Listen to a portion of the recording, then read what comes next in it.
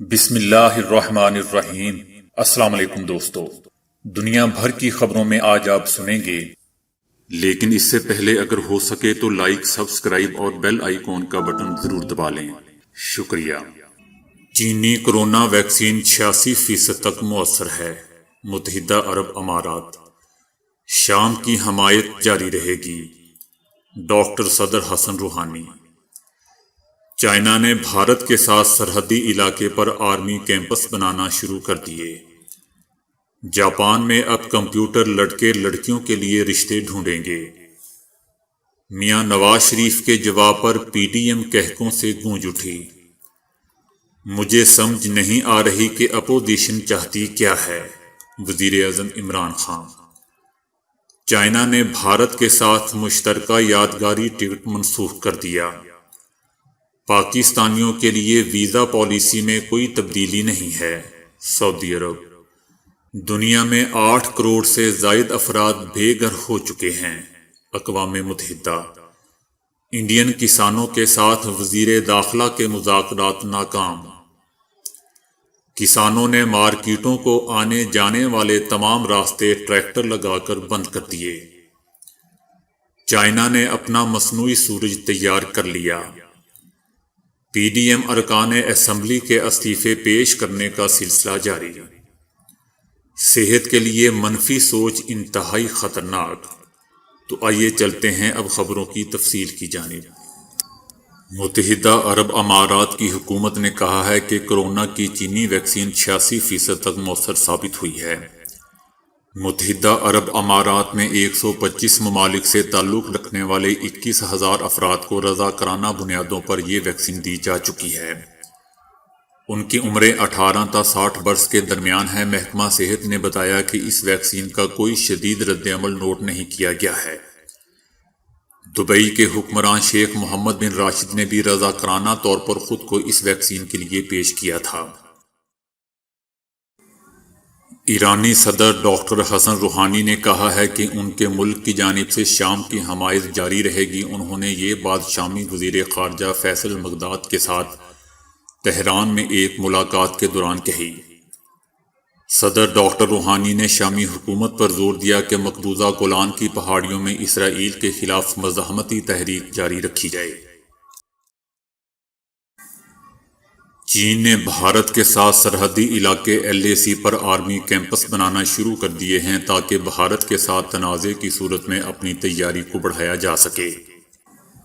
بھارتی حکومتی ذرائع نے بتایا ہے کہ چائنا 2017 میں ڈوکلام بحران کے بعد سے LAC کے تمام علاقوں میں اپنے گہرائی والے علاقوں میں متعدد آرمی کیمپ تیار کر رہا ہے تاکہ سرکاری تنازعات کے دوران اپنی تیاری کو بڑھایا جا سکے۔ ان میں سے 20 کے قریب کیمپس کے سرحدی علاقے پر رہنے والے لوگوں نے بھی تصدیق کی ہے۔ یہ کیمپ چینی آرمی کو LAC کے اپنی اطراف میں زیادہ مؤثر انداز میں گشت کرنے میں مدد کر سکتے ہیں اور سرحدی علاقوں میں کسی بھی صورتحال میں تیزی سے رد عمل دینے کے لیے بنائے جا رہے ہیں۔ جاپان میں بچوں کی شرح پیدائش خطرناک حد تک کم ہو چکی ہے، جسے بڑھانے کے لیے اب مصنوعی ذہانت کی ٹیکنالوجی تک سہارا لے لیا گیا ہے اور کمپیوٹر کی مدد سے لڑکے لڑکیوں کے رشتے تلاش کرنے کا پروگرام شروع کر دیا گیا ہے۔ رشتے کرانے کی اس انوکھی سروس میں مصنوعی ذہانت کا حامل کمپیوٹر پروگرام لڑکے اور لڑکیوں کو ان کی شکل و صورت، تعلیم پسند ناپسند، آمدنی اور دیگر حوالوں سے موازنہ کر کے میچنگ کرے گا اور بتائے گا کہ کس لڑکے کے لیے کون سی لڑکی کا رشتہ موزوں رہے گا۔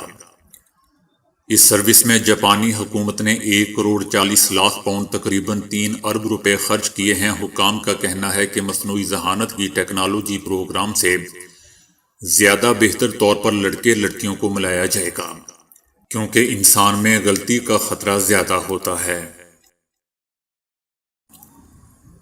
میاں نواز شریف اور آصف علی زرداری نے پی ڈی ایم کے اجلاس سے ویڈیو لنک کے ذریعے خطاب کیا۔ اس دوران میاں نواز شریف اور آصف علی زرداری نے شرکاء سے اسلام آباد کے موسم کا احوال پوچھا۔ سابق صدر آصف علی زرداری نے میاں نواز شریف سے پوچھا کہ میاں صاحب کیا کمرے میں بھی ماسک لگا رکھا ہے، جس پر نواز شریف نے جواب دیا کہ جی فیشن میں پہنا ہوا ہے۔ میاں نواز شریف کے اس جواب میں سارا کمرہ قہقہوں سے گونج اٹھا۔ وزیر اعظم عمران خان کا کہنا ہے کہ کورونا کی دوسری لہر میں کیسز بڑھ رہے ہیں، سردیوں میں احتیاط نہ کی تو یہ بہت مشکل ہو جائے گا۔ مودی کی مثالیں دینے والی اپوزیشن آج خود جلسے اور جلوس کر رہی ہے۔ وزیر اعظم عمران خان نے کہا کہ اپوزیشن جلسوں کے علاوہ کیا کر سکتی ہے؟ پی ڈی ایم کی 11 جماعتیں مل کر بھی تحریک انصاف جتنے بڑے جلسے نہیں کر سکتی۔ مجھے سمجھ نہیں آ رہی کہ یہ کرنا کیا چاہتے ہیں۔ یہ استعفیٰ دیں گے تو ہم انتخابات کروا کر اور زیادہ مضبوط ہو جائیں گے۔ حکومت کو بھیجنے کا آئینی طریقہ تحریک عدم اعتماد ہے۔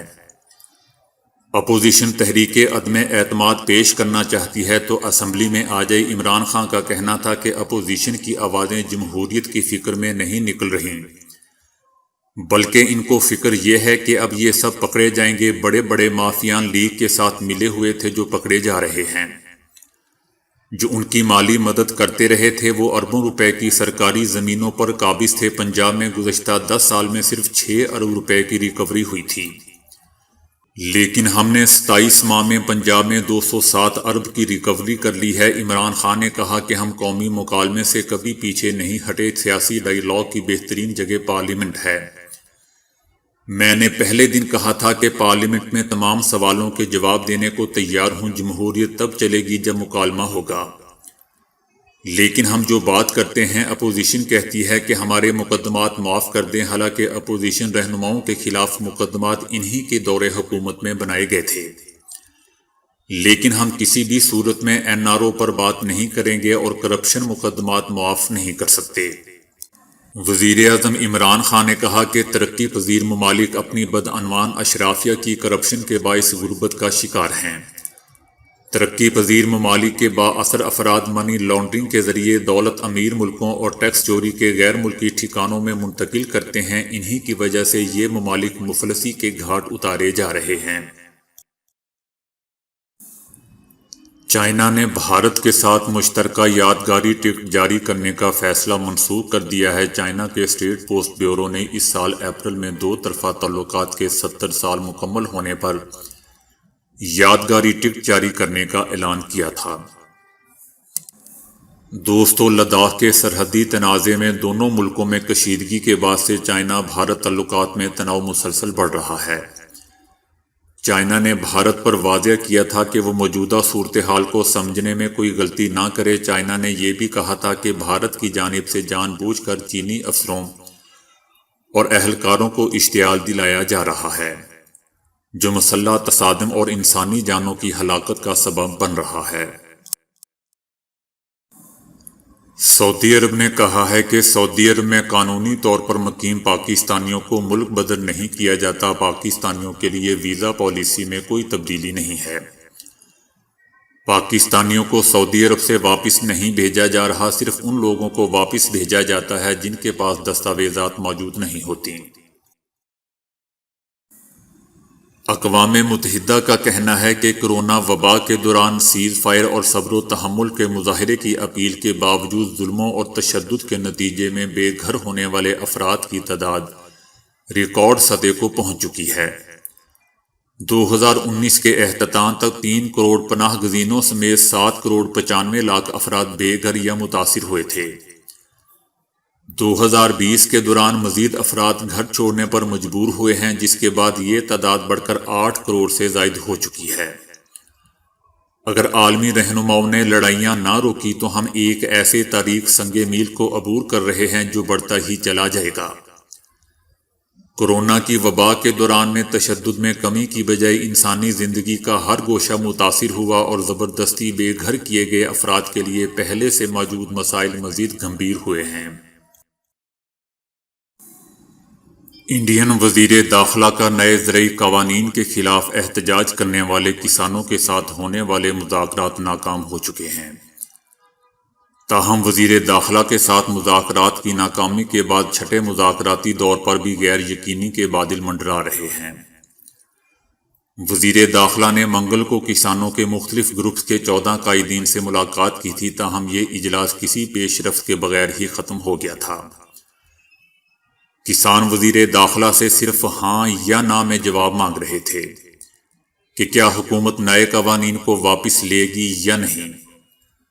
بدھ کے روز ہونے والے اجلاس کے حوالے سے حکومت کی جانب سے سرکاری سطح پر کوئی بیان سامنے نہیں آیا ہے۔ کسانوں کی حمایتی یونین رہنماؤں کا کہنا ہے کہ اجلاس میں شرکت کا سوال ہی پیدا نہیں ہوتا، پہلے وہ حکومت کی جانب سے پیش کی جانے والی تحریری تجاویز کا جائزہ لیں گے اور اس کے بعد مستقبل کے لائحہ عمل کا فیصلہ کریں گے۔ کسانوں کا احتجاج دوسری مرتبہ انتخابات جیتنے والی بی جے پی کی حکومت کے لیے بڑا چیلنج بن چکا ہے۔ کسانوں نے کئی گھنٹوں تک ملک بھر میں تمام بڑی سڑکوں اور ریلوے لائنوں کو بند رکھا ہوا ہے۔ ریلوے کارکنان، ٹرک ڈرائیورز اور اساتذہ یونین سمیت کئی سیاسی اور سماجی تنظیمیں کسانوں کے احتجاج کی حمایت کر رہی ہیں۔ مودی سرکار کے خلاف کسانوں کی تحریک ملک بھر میں پھیل چکی ہے۔ سیاسی جماعتوں، ریلوے ورکرز، ٹرک ڈرائیورز، اساتذہ اور مزدور یونینز نے بھی بھارت بند کی حمایت کر دی ہے۔ بھارتی کسانوں نے دارالحکومت کا گھیراؤ کر لیا ہے۔ مشرقی اور مغربی ریاستوں میں تمام سڑکیں اور ریلوے ٹریکس بھی بلاک ہیں۔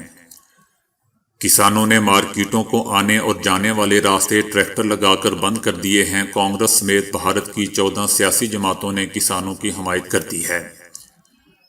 پولیس نے دہلی کے وزیر اعلیٰ کو نظر بند کر دیا ہے۔ وزیر اعلیٰ کے مطابق حکومت نے کسانوں کو جیلوں میں قید کرنے کی ہدایت کی تھی، جس پر عمل نہیں کیا گیا تو انہوں نے مجھے ہی قید کر دیا۔ حکومت احتجاج کرنے والوں کو دہلی کے اسٹیڈیم میں بیٹھنے کا کہہ رہی ہے تاکہ کاروبار زندگی متاثر نہ ہو، جبکہ مظاہرین کا خیال ہے کہ مودی سرکار اسٹیڈیم کو جیل میں تبدیل کرنا چاہتی ہے۔ کسانوں کے اس دھرنے کو دوستوں ملک کی 24 مختلف پارٹیوں نے حمایت دی ہے۔ چائنا نے جوہری توانائی کی مدد سے اپنا مصنوعی سورج تیار کر لیا ہے، جو صاف توانائی کا ایک طاقتور اور لامحدود ذریعہ مہیا کرے گا۔ HL2M چائنا کی سب سے بڑی اور جدید ترین فیوژن تجرباتی ریسرچ ڈیوائس ہے اور سائنسدانوں کو امید ہے کہ یہ آلہ ممکنہ طور پر سبز توانائی کے ایک طاقتور ذریعے کو کھول سکتا ہے۔ یہ ڈیوائس ایک طاقتور مقناطیسی میدان استعمال کرنے کے لیے ڈیزائن کی گئی ہے تاکہ وہ گرم پلازما کو 150 ملین سینٹی گریڈ کے درجہ حرارت پر گرم کر سکے، جو سورج کی تپش سے 10 گنا زیادہ گرم ہے۔ اس میں پیدا ہونے والی شدید گرمی اور طاقت کی وجہ سے اسے مصنوعی سورج کہا جاتا ہے۔ اپوزیشن اتحاد میں شامل جماعتوں JUI اور مسلم لیگ نون اور پیپلز پارٹی کے ارکان اسمبلی کی جانب سے اپنی پارٹی قیادت کو استعفیٰ جمع کرانے کا سلسلہ جاری ہے۔ مولانا فضل الرحمان کے احکامات کے بعد اپوزیشن ارکان کی جانب سے استعفے دینے کا سلسلہ شروع ہو چکا ہے اور ارکان قومی اور صوبائی اسمبلی اپنی اپنی قیادت کو استعفے بھیج رہے ہیں۔ دوسری جانب اسمبلی ذرائع نے انکشاف کیا ہے کہ نون لیگ کے کئی ارکان مستعفی ہونے کے طریقہ کار سے لا علم ہے، دیگر رولز آف پروسیجر سے لا علم ہیں۔ کئی ارکان نے ٹائپ شدہ استعفے اسپیکر اور قیادت کے نام بھیجے ہیں، جبکہ مستعفی ہونے کے لیے ہاتھ سے لکھا استعفیٰ ضروری ہے اور پرنٹ شدہ استعفیٰ قابل قبول نہیں ہوتا۔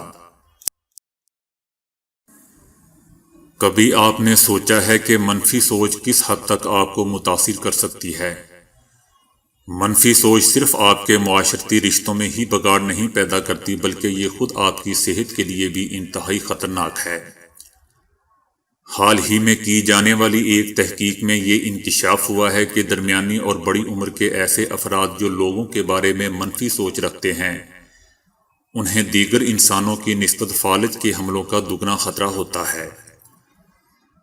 امریکن ہارٹ ایسوسی ایشن کے شائع کردہ طبی magazine the research in stroke کے ایک تحقیقی مطالعے کے مطابق ڈپریشن، شدید سٹریس یا ذہنی دباؤ انسانوں میں فالج کے خطرات کو بہت زیادہ بڑھا دیتا ہے۔ حالیہ تحقیق میں ماہرین نے 45 سے 84 سال کی عمر کے 6700 افراد کو شامل کیا اور ان افراد سے ان کی ذہنی کیفیت اور ان کے رویوں سے متعلق سوالات کیے گئے۔ سروے کے دوران ایسے افراد پر 2 سال تک نظر رکھی گئی جو ذہنی دباؤ، ڈپریشن کی علامات اور غصے اور دوسرے کے خلاف نفرت کے احساسات میں مبتلا تھے۔ ان افراد کے مقابلے میں ایسے افراد میں فالج کے خطرات کم پائے گئے جو سٹریس یا ڈپریشن وغیرہ کا زیادہ شکار نہیں تھے۔ ماہرین کا کہنا ہے کہ جن افراد میں دوسروں کے خلاف کینے اور نفرت کے جذبات زیادہ تھے ان میں دیگر افراد کے مقابلے میں فالج کے اٹیک کے امکانات بھی 2 گنا زیادہ تھے۔ اس تحقیق میں مختلف نسلوں اور مختلف براعظم سے تعلق رکھنے والے افراد کو شامل کیا گیا تھا۔ تو دوستو آج کے لیے اتنا ہی۔ ویڈیو کو لائک اور شیئر کرنے کا بہت بہت شکریہ۔